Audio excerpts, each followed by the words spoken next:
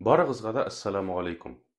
Бүген халкыбыз арасында бик нык таралган, ләкин ислам диненә кагылышы булмаган мәйет саклау дип исемләнгән бер гамәлгә тукталып китербез. Мәсәлән, ниндидер гаиләдә бер адәм баласы ахирәткә күчте.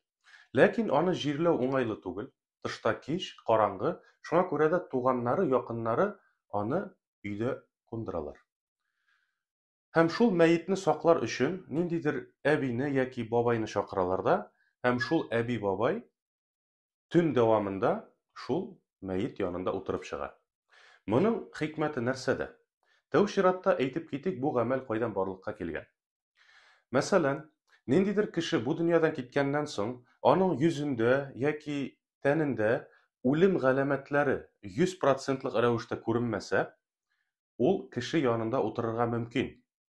Чөнки адәм баласы клиник үлем хәлендә булырга мөмкин. Фән ягыннан ул шулай аңлатыла, мәсәлән, кешене үлде дип уйлыйлар да, ләкин аның йөрәге күпмедер вакытка туктаган була һәм ул бер вакытны кире аңга килә.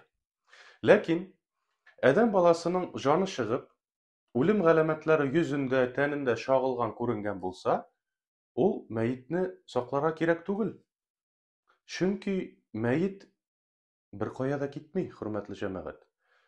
Тәү чиратта кеше ахирәткә күчкәннән соң, аның янында дуга кыласың, Аллаһы Тәгаләдән сорыйсың, теләкләр телисең, һәм шуның белән ниндидер авырлыклар сәбәпле, уңайлы булмау сәбәпле аны бүген җирләп булмады икән, өйдә кунырга калдырасың да булды. Аны саклар өчен кемнедер махсус рәвештә чакырырга кирәкми. Шуңа күрә дә, хөрмәтле җәмәгать, тәү чиратта дөрес гыйлем алыйк. Аллаһы Тәгалә риза булырлык гамәлләр кылыйк.